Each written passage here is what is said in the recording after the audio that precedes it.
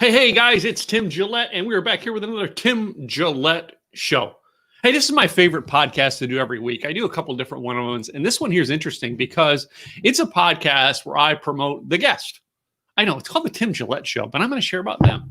And today's guest actually is someone that I met a couple years ago online.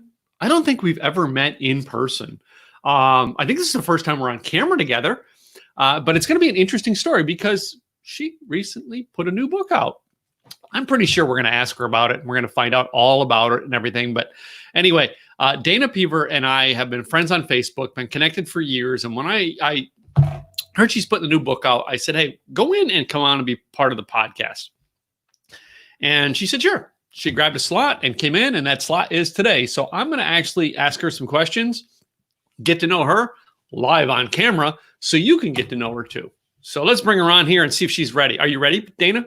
I'm all set, Tim. Thanks for that intro. Oh, no. Hey, it's not like, Dana, I don't, like, when I speak, I don't give intros out. I just, like, you know what I mean? You've got to make it personal, right? Mm-hmm. And I hate someone. I mean, I think we connected through Casey Everhart. Is that correct? Exactly. Yeah. And it was February 2015, I think. We're going back that far. Mm-hmm. Yeah. Casey and I are both that way. We hate being and this is Casey Everhart, blah, blah, you know what I mean? And we both hate that, all right? And I think that's why we're so in jive with that. Like, we hate that standard introduction. I always like to make it interesting.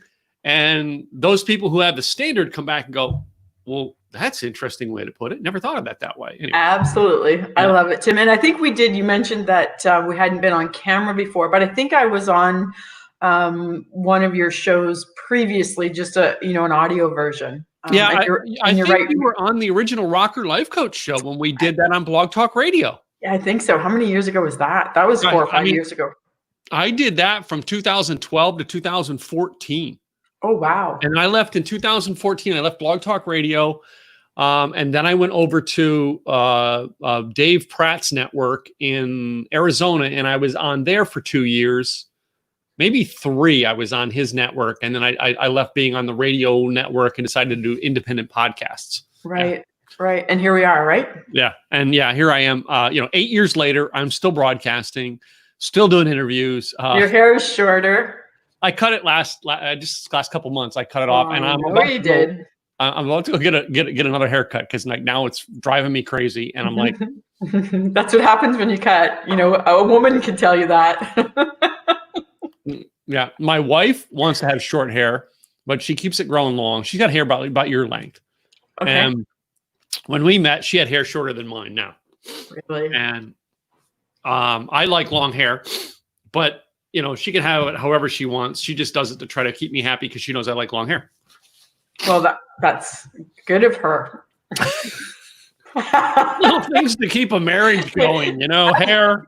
It's funny you say that, Tim. When I met my husband, so he and I have been together for going on 27 years. My hair was short, like up over my ears, buzzed at the back and that kind of thing, even shorter than your hair. Mm-hmm. He also likes long hair. So this isn't as long as I've ever had it, but it's longer than I have had it. So I think you and your wife and I all have hair similarities. We all have hair problems. Hair today, gone tomorrow. No, please, no. I don't want any hair gone tomorrow. I was, for the longest time, I cut it. So this is like natural colors is what's the root. And there's gray in through here and here and back in here. There's gray.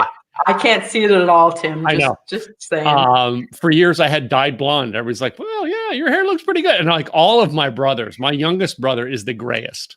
Oh, really? Right? All of my brothers had gray hair long before I did. Because you were blonde. No. Literally like 2009, my brothers had gray hair. And at that time, 2009, really? I had no gray hair. I still had, on my head, I had still had dark hair. Facial hair, I was getting 1 or 2. Now all gray. All right. Gray's matching in here. Temples and that kind of thing, right? Mm-hmm. Yeah. Stress. Well, you can see I've been to my hairdresser because my tinsel is not apparent these days. Oh, so you were allowed to go to your hairdresser up there? I was. Yeah. I had to do a rendezvous with mine to get mine. It wasn't allowed. That's all I want to know, Tim. Yeah. And I have all the pictures of like my hair in a pile on the floor On the ground. at her house and everything. And like she says, you can't share that until like we were allowed to go to hairdressers. I won't ask her name then. Yeah. I'm like, you do realize I'm going live on camera tomorrow morning and it's going to be seen, right? She goes, oh, like, anyway, I'm not going to tell them who my hairdresser is for that. That's right. No names divulged. So anyway, Dana, I'm glad to have you back on the show and actually get to know you and share with my audience a little bit about you. Tell us, I mean, first of all, tell my audience where you live and what part of the world you're in.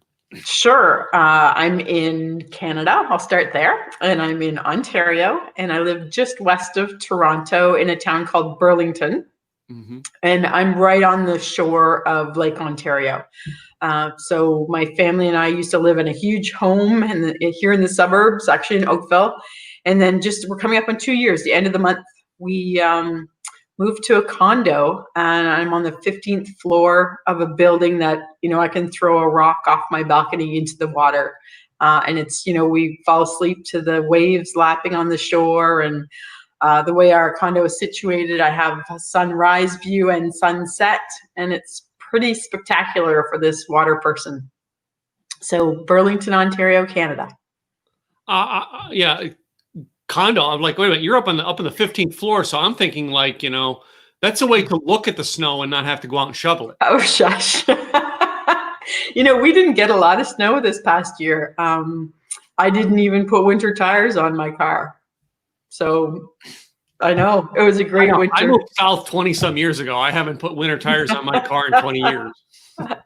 I do have a 4-wheel drive car, so that certainly helped. But right on the water, we get lake effect, so we don't get quite as much snow. Even if you travel 5 or 10 minutes north of here, the snow difference is incredible. So I love being in my little kind of alcove here in the water.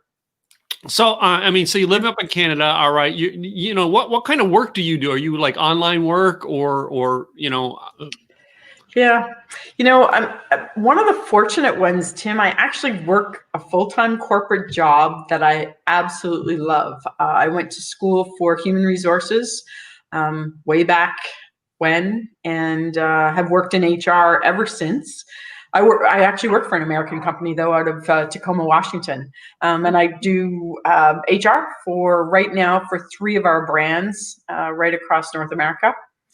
And, that takes a lot of my daytime stamina. But then at night, I get to play in the decision world. And that's what we're here to talk about today. The decision side of things that I've worked through for the past 30 years, actually. That's culminated this week almost. Cool.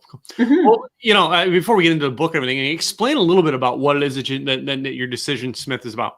Certainly. So, just a little bit of history. I was sitting in a psychology class 30 years ago and had been presented with some research methodologies that incorporated huge onerous matrices as they related to decision making.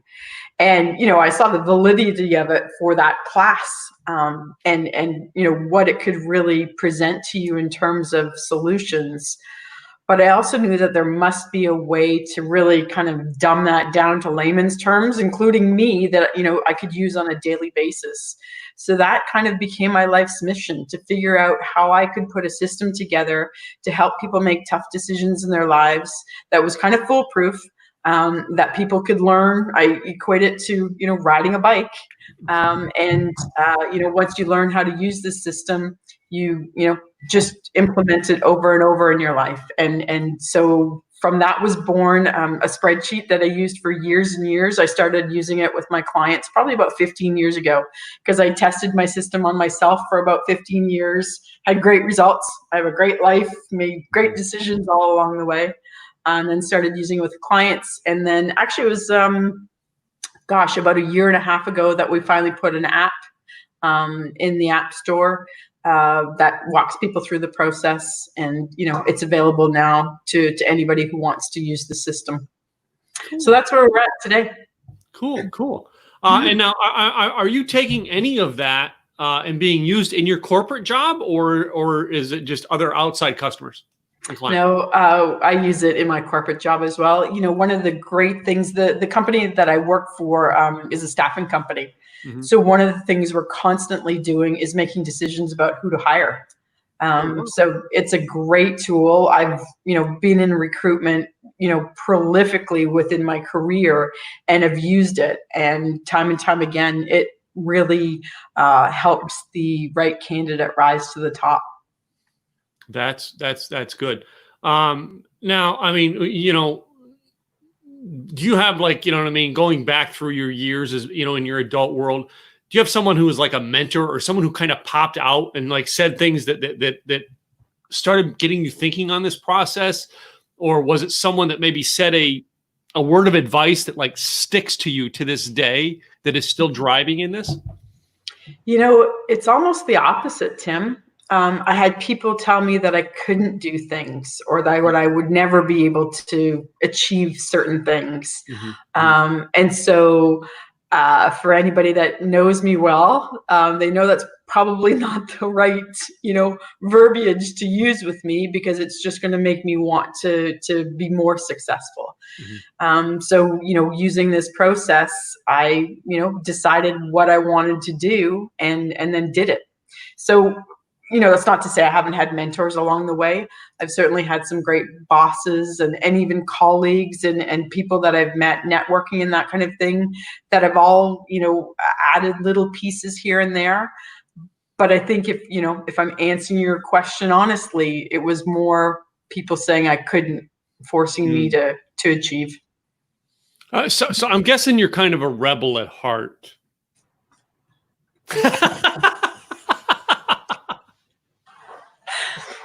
Yeah, I don't think you have to guess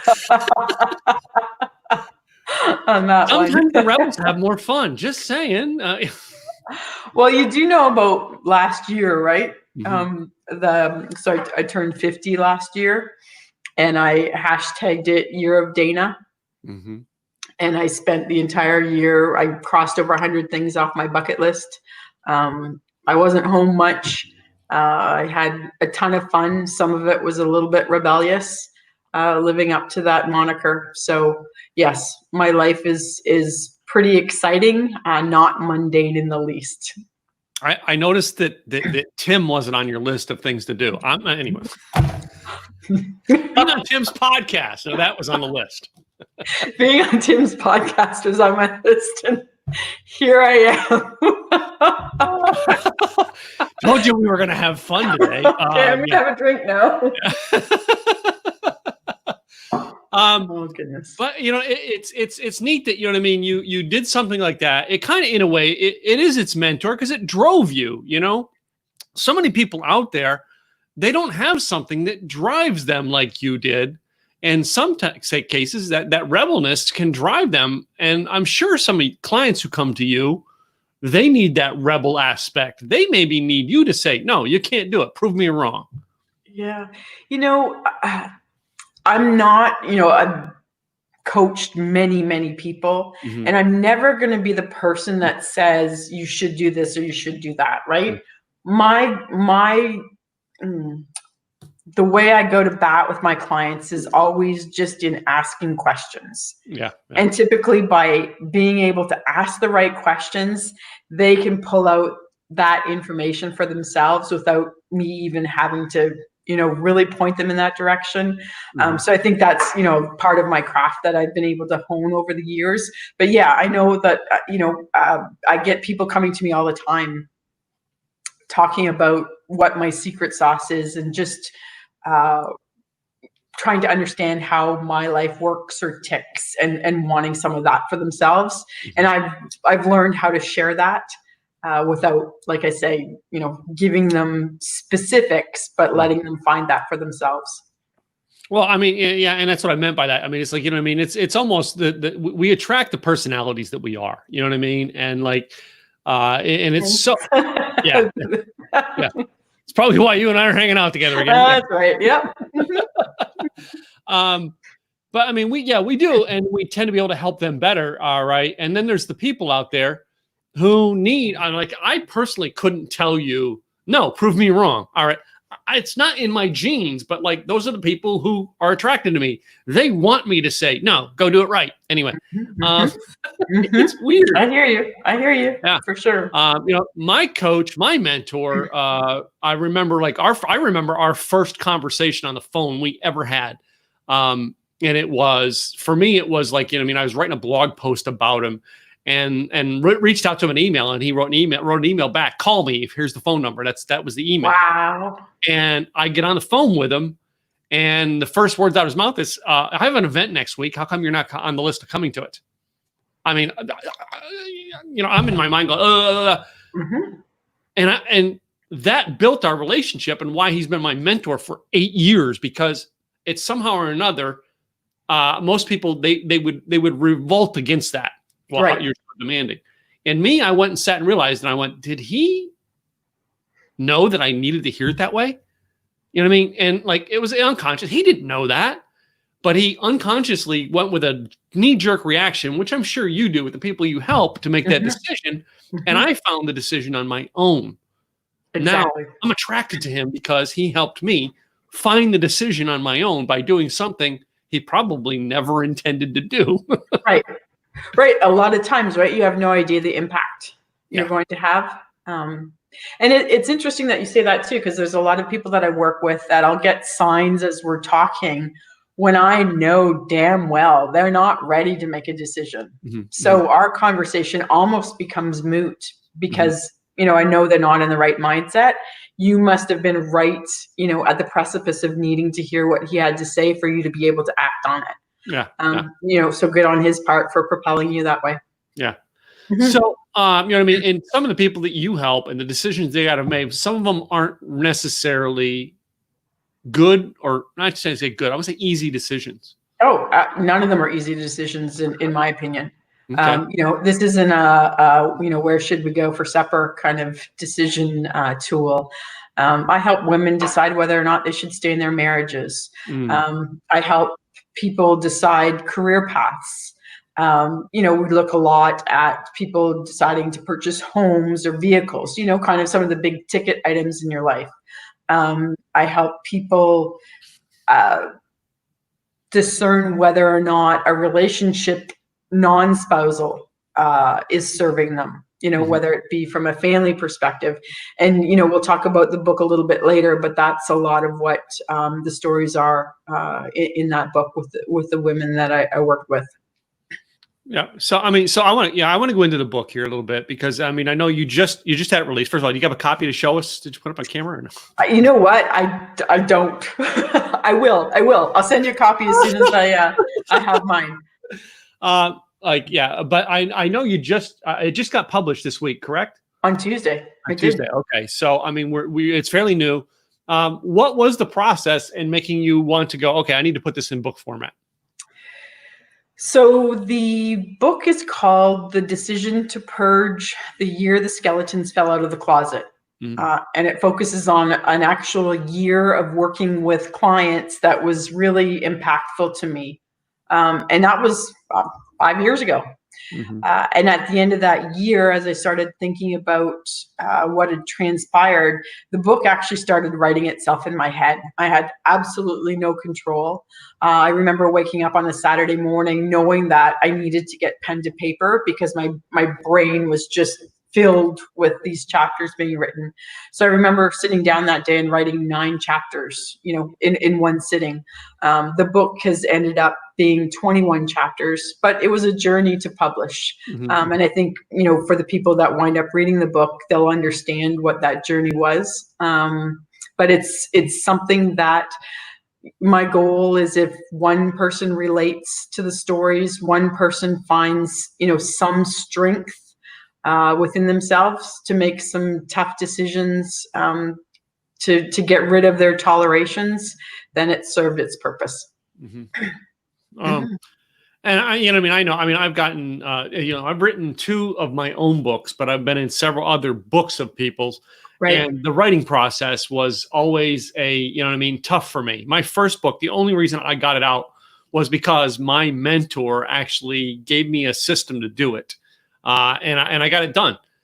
And it really, at the time, I was just trying to get a book out. I didn't even know what my message, where my path was going or anything like that.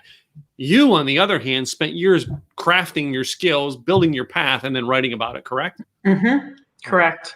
And the book, actually, the manuscript went through a few iterations. The first write was simply a chronology, but then it's taken 4 years to edit. I'm a little bit of a perfectionist, so it took until now to feel like it was something that people would not put down once they started reading it, and that was my goal. Yeah. Mm-hmm. Now, the book itself, all right. I mean, can you give us a couple synopsis of things that are in the book and what those people who might want to buy a copy, what they would get if they got the book? Sure. It's a compilation of stories of 15 women that I worked with, and the tough decisions that they were faced with. It's not for the faint of heart. We go deep into some of the topics. So, there's discussions around physical and emotional and sexual abuse. There's divorce, there's adoption, there's discussions about money. It's really people laying it on the line in terms of understanding what it is that has triggered them in those circumstances, and determining what they deserve, and making choices in their own best interests. So, lots of deep topics, I've got a couple more books coming out after this that'll, focus on topics that maybe aren't so personal, but these are all pretty personal events in their lives. So I noticed you mentioned quite a bit, Dana, that, it was a lot of women. All right. Do you help women only, or are you working with some select men? I work with the whole gamut. I think for this particular book, the themes were, predominantly women related, or ones that women would find themselves faced with. So that's why this book focuses on women. But no, certainly when I'm working with hiring managers and things like that, a lot of them are men. I work with a lot of real estate clients, real estate agents who are helping their buyers and sellers, make best decisions about what they should do, help male there as well. So it just happens the focus of this particular book is women. And all your clients and all the women you're work with in this book, as well as in general, are they in Canada? Are they Canada, United States, or are they around the world? Around the world. Around the world. So what's all other countries that people are connecting with you and learning from you? Yeah, I do a lot of work in the UK, as well as Australia. Okay, cool. But yeah, you really are on the other side of the world as well, yeah? I am. And a lot of the work that I do, if we're having live conversations, I'm happy to be on a call at 10 or 11 o'clock at night when it might be 7 or 8 o'clock in the morning there for them, and that type of thing. I think just because of the diverse work that I've done from an HR perspective too, working globally, I'm used to just having to kind of ebb and flow with the needs of the time zones, and it's worked. And plus, you just get to meet such interesting people. There's so many people out there. I just, want to be able to. My goal has always been to help the world make better decisions. So that's my quest. Yeah, I had my May event this year because we did it online. We actually had a speaker from Australia, but he was like, you realize the speaking slot you gave me is 3 o'clock in the morning. Like 3 a.m.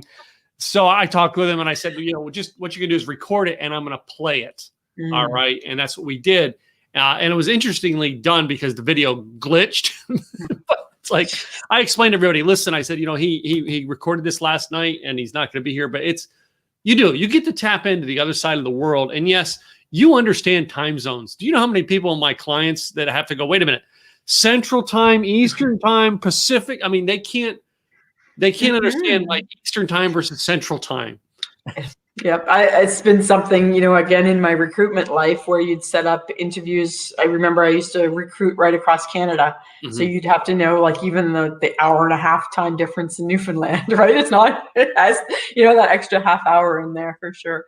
I It didn't was even know that. So you know something about timeline that I Yeah, don't. Yeah. yeah, exactly. And the interesting thing about decisions is that in North America, we typically see that we're going to make a decision, right? But in the UK and from a British perspective, they say they're going to take a decision. I'm like, well, where are you going to take it? So just the different vernacular that you use as you're working with the different regions in the world. It always makes me smile. Yeah, that you know what I mean. That's got to kind of be interesting, all right, to put out your information, all right, and they take the message that you share totally different because of a word like make or take. Mm-hmm. Absolutely, absolutely. And So I'm not good with English, by the way. I suck at English. I think my English teacher died when he found out I wrote a book. But anyway, I hope you had a good editor. I did. Okay, The good. only reason I am good at what I do is because I have good editors. But like most of mine is videos. And most of my videos, if you go listen to some of my videos, you can tell every now and then I have a stutter and I go, that is part of who I am. And I just have gotten used to it. I know I need to correct it and get better at it. But I never thought of it in the way that I might be using a word that someone would follow me in Australia and take it totally differently. Absolutely. Mhm. Absolutely. And with my work too, we do a lot of work in India and just, Poland and that kind of thing. So I've been exposed to a variety of different cultures and their nuances and, just even some cultures when they're speaking with someone who is at a higher level than them, age-wise or education-wise, they've been trained to only answer in one-word answers. So, you're trying to have a conversation and engage with them, and they're saying yes, no, and you're like, oh, this is like pulling teeth, but you realize that that's the culture that they've been brought up in. So I love it. Every day I'm learning something new with the clients that I work with. So I mean, yeah, I've been doing podcast interviews for years, and I had someone who was very, very famous in the internet marketing or internet space, Right? technology type wise, and this guy was not good at doing interviews. All of his answers were like, "Yep, uh-huh, oh, yeah, I do that," and it was driving me crazy. And that's back before I had video, because if you could have seen my face, I was like, Maybe it's a good thing there wasn't. So you are, on the other hand, are very good at. I ask you a question that could be yes or no, and you talk about it for 10 minutes. So Maybe that's a bad thing. Tim, yeah. when I was 7, in our school, we had to write speeches and perform them in front of our class. And then if you were one of the top speech givers in your class, you moved on to the whole school speaking contest. And so I started, like I say, when I was 7 in grade 2, and I won the school contest almost every year. So that's where I think I got my comfort level, just speaking to anybody about just about anything. So I'm glad it's coming across. Yeah. Well, I mean, it is, because when you ask a question on an interview, you expect an answer that is more than yes. And that you've got that down, but you get that because of the fact of who you work with and what you do, and you've been around the world to understand different cultures. Right. There are people out there, probably, ones that can use your help in making decisions, who can't decide whether to go yes or no. and they want to get on a podcast and be interviewed, and they can't even decide to answer the question, would you like pizza tonight? Yes or no? Yeah. I can certainly help them with that, Tim. And then we could probably go a little bit deeper than that too, I'm hoping. And it's easy because, I think over the years, I've learned to actually figure out a way to ask the question, answer the question in a way that would make the answer interesting. And it's because I made the decision a long, long time ago that every time I get on a podcast, I want to serve that community the best I can. So I think that helps me in my decision process. I would tend to agree with you. I get on something of yours, all right? Or you know what I mean? I'm a client of yours, all right? And I can't make a decision whether I want pizza for dinner, you know what I mean? Or I want a calzone, you know, if I'm Italian. And I can't make that decision. How am I ever going to make a decision that matters to a company or matters to someone else's livelihood, you know? And I like how you say it. I can help them in the simplest, but I can help them in the biggest. And what are some of the ones you've had along the years that you really wanted to go, okay, dude, let's start with the basics. You know what I mean? Will you have, wine or beer tonight? You know? Exactly. And sometimes it is a matter of doing that. So, I mentioned that I had hashtag Year of Dana last year. And what was born out of that, Tim, was actually because my year was so fantastic and so pivotal. It was like a rebirth for me. I wanted to be able to translate that to other people, and just in baby steps. I don't expect people to go out and spend a year focused on themselves. But what I created was it's called the Year of You Challenge. And it's simply a 5-day challenge that people can go through just to kind of reset where they're at in their life. So, we do a life scorecard, just really putting on paper how happy you are in certain areas of your life. We talk about things that you like doing in your life now, things that you like doing when you were a kid. You really identify what you're tolerating in your life. And that's probably one of the most emotional exercises through this 5-day challenge. And then we talk about where you want to make some changes. So for the people who aren't ready, to dive into making that one key pivotal decision right now, the Year of You Challenge is really a great place to start to prep yourself should you have any upcoming decisions that you'd be faced with. And that's an easy place to find is yearofyouchallenge.com. That's where people can go and get started there for sure. Wow. Yeah, I think that is cool. Yearofyouchallenge.com? It's just no the in front. So just yearofyouchallenge.com. And I'm sorry I didn't give that to you ahead of time. I'm gonna add it. I'm gonna try to add it real quick as a banner and see if I can't put it. Did I spell it right? You absolutely did. That's fantastic. And my poor English teacher, yes, I can spell. You can after all this practice. Yeah, we all do everything with automation and everything on our podcast. We have a lot of stuff, so we just copy paste a lot of this stuff to make it interesting and quick to go through. But that's how I made the decision a long time ago. I didn't need to worry about all this stuff, so I made it an automated process to make it easy. But Perfect. Hey.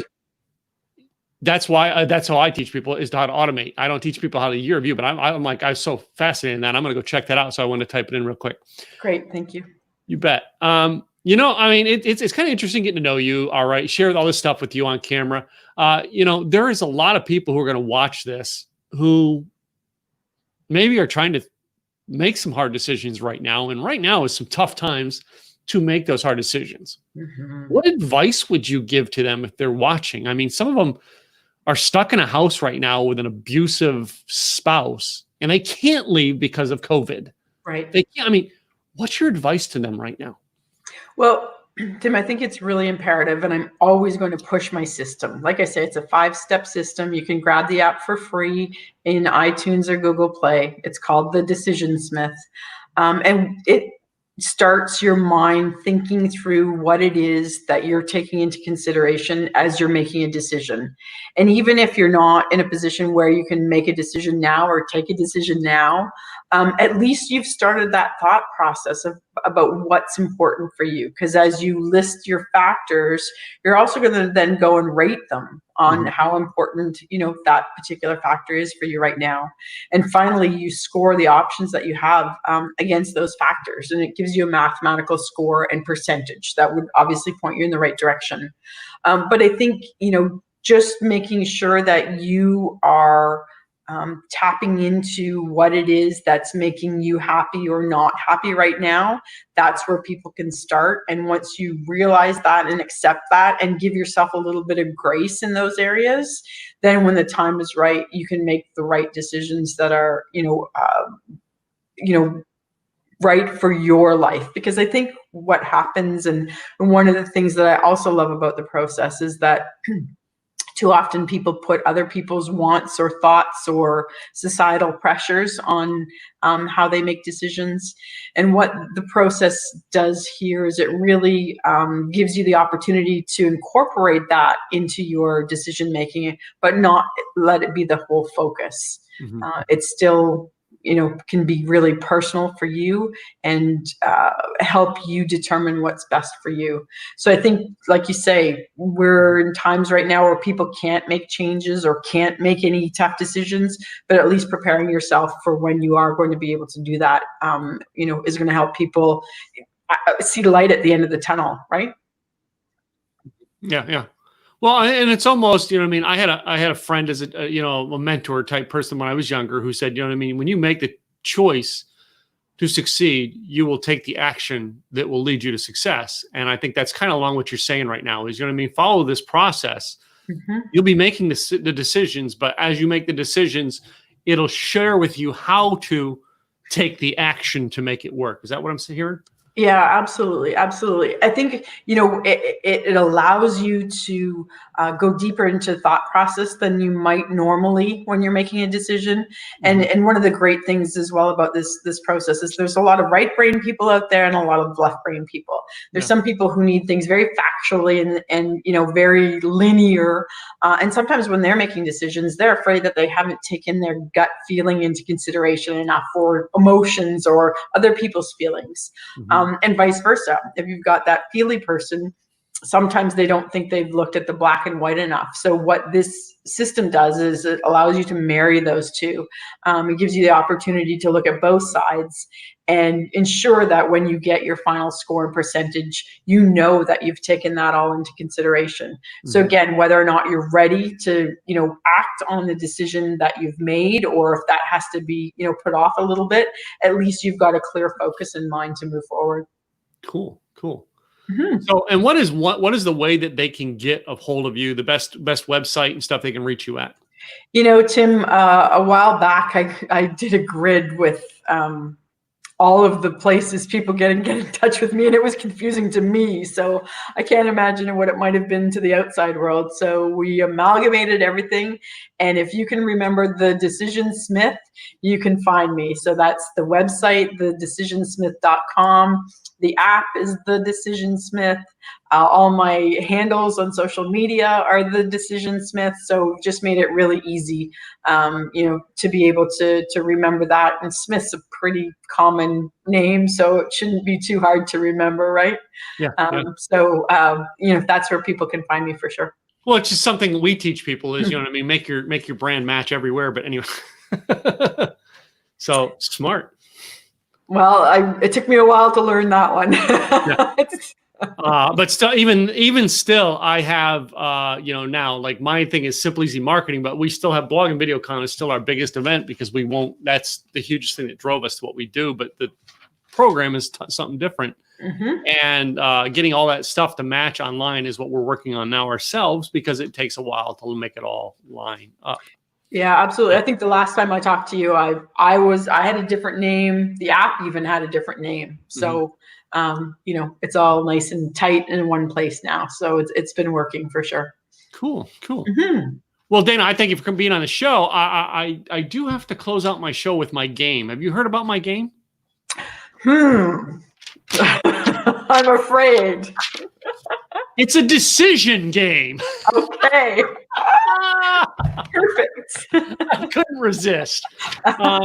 It's called This or That. I learned this from watching Sammy Hagar on TV, and of course, I think I'm cooler than Sammy Hagar. Anyway, I'm going to give you. I got about 8 and 9. I don't know. They don't match my numbers here, so I'm thinking there's either 8 or 9. Yeah. This or that questions. Should I be nervous? Yes, you should. Okay. Some of these are easy. Some of these are controversial. Okay. And some of these are personal. Okay. You decide which one's which. Okay. But I'd like to start off by finding out who my geeks and nerds are, because I have a group of them who like me, and that is by asking Star Wars or Star Trek. Star Wars. Okay. You're But not into either, are you? Yeah. my husband, my kids, they watch it all. I'm too busy making decisions. Yeah. So then I'm going to move on to, okay, if you and the kids and the husband are going to the movies, do you get popcorn or candy? Both. Oh, okay. We usually get the combo that has the pop and the popcorn and something. And the 72-gallon soda. Yeah. And the older you get, I don't know about you women, but the older you get, the guy is you want the smaller soda because otherwise it's the more times you get up in the middle of the night. Just how long's the movie? I can't even get through a movie if the pop has been too big. Oh yeah, I've had that too, where I'm like, oh my God, how much longer in this movie is? I'm crossing my legs and going, and my wife's going, are you okay? Yeah, I really have to go, but I don't want to miss this section. Yeah, exactly. Let's go into a little feminine one, and let's ask, are you into wearing the heels or the boots? I would probably have to say heels. I've got a few killer pairs that I really enjoy wearing, but I have some great boots too and some booties. So I know you're saying it's an either or, but I'm not doing very well answering some of these questions. Oh my word. I think I'm going to get to some of them that make you decide one or the other. Okay. Sooner or later. Okay. My next one is you're riding in the car. Nowadays, the new things are podcasts. Would you rather listen to podcast or listen to music? Music. Music? Okay. Still a music fan. Yep. My son's got a great 70s and 80s playlist that I have grabbed from Spotify from him, and it's on repeat. Now you got to tell him this recording is going to be on Spotify in the next couple of days. Perfect. Perfect. My next one, we go into food products, all right? And that is tacos or hamburgers.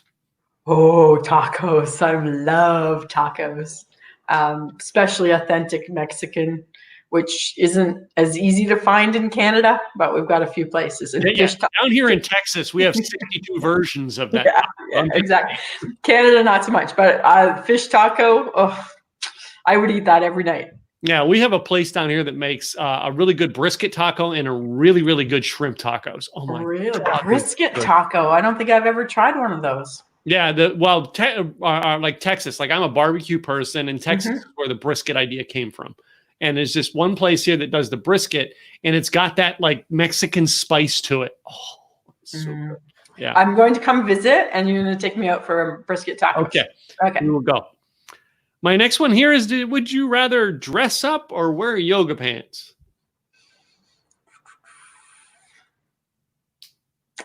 No more context than that, right? Yeah. Well, you can go into however you want on this. I'm just saying. All right. We started off the broadcast on a very weird note. So I enjoy dressing up. Like I say, putting on my heels, nice little dress or jumpsuit or something like that, and going out and having a good time. Obviously haven't been able to do much of that lately. So in all fairness, my yoga pants have seen more action lately than my cute little dresses. Yeah, but I don't mind going out dressed up. Yeah, there's some days that I wear, like if I'm not going out of the house at all, I'll wear the pajama bottoms, but like I always have a dress shirt on, always have a button shirt on. And that's, I've even like on the days off, I'm not working, I'm always wearing a button shirt. I don't know why. It's just that's what I prefer to wear. Yeah. Next one here is beer or wine. Oh, you don't have margaritas on that list? No. Oh, well, we can go margaritas or martini. Yeah. If I had to pick between beer and wine, I would pick wine, but I do love beer as well. So then there's so much in terms of craft and indie beers up here, that I love. But I've had a favorite wine for 15 years, I think, and I really enjoy red versus white. So yeah, I'm getting to love all of it, but I always love it in its context. So like, I like to go to wineries, but I like to do a wine tasting. I don't drink the full glass, but then I go to breweries, and again, I'd love to do a tasting. If I find one I like, well, then I'm going to have one glass of that. Right. Yeah. Right. But lately, I've been going to bourbon and whiskey places. So. Really? Oh yeah. So a little bit of the harder stuff. of distilleries all of a sudden. Yeah. Wow. Again, I'm coming to visit. Come on down. We always got room for more in Texas. I'm just saying. My next one here can be controversial, and that is pineapple on pizza. Does it belong? Yes or no? Hell yeah, I'm Canadian. Hawaiian pizza is like one of my... Canadian bacon and pineapple. Yes. Oh my goodness, the best. No question there. There are people who are like adamant. I'm like, no, pineapple does not belong on a pizza. I'm like, decadence. Yeah. Anyway, moving on. Now I'm going to move to some more controversial, and that is the toilet paper. Does it go over on the roll or under? There's no question about that either. It's over. There's, hieroglyphics that show that. So you can't be my friend if it goes under. You can't be my friend. I love this question because there are people I've had on this podcast who, when I actually ask that question, they're the calmest and the most peaceful. And I just want butterflies and unicorns and every world peaceful. I ask that question and the fangs come out. Yep. I actually had a girl from New Hampshire on here, and she was a single girl, and she said, if I'm dating a guy and I go to his house 3 times and I have to switch that toilet paper from under to over the third time, relationship over. This is going nowhere. That's awesome. That'd be me. My last question is personal preferences, I guess, because you're a woman, and that is boxers or briefs.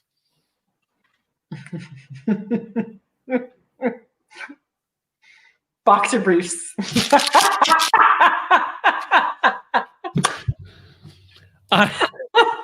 Again, I had a girl on here. She said, by the time I get him down to that, I hope he's got nothing on. Anyway. It's a family show, isn't it? Yeah, it is. Yeah. Hey, it's designed to end the show with fun. See, it wasn't that hard, all right? It's just a fun game I like to play. And it was a lot of fun. And I change them up every time, but the boxers, briefs, toilet paper, and Star Trek are there every time. So. Fantastic. Yeah. So one more time, for both the audio and visual, make sure they understand your website so they can get a hold of you. Okay, so thedecisionsmith.com. Very easy, just as it sounds. You can find me every handle, every place you need to find me. Twitter, Instagram, Facebook, that's where I am. Cool. So, well, Dana, I thank you for being on the show today and getting the people in my audience to get to know you and hopefully help them make the decisions they need to make in their life. So, to you, the listener, all right, thank you for tuning in today. Check out Dana. Go over to the decisionsmith.com, or even go check out her yearofyouchallenge.com and get to know Dana better like I have over the years, and see if there's something, maybe pick up a copy of her new book right now and check it out for yourself. And if you haven't by now, go to the Apple Store and subscribe to our podcast on the TimGilletteShow.com. We'll take you right there and subscribe. I'm Tim Gillette, and we'll see you next time with another great guest. Bye now. Thanks so much, Tim.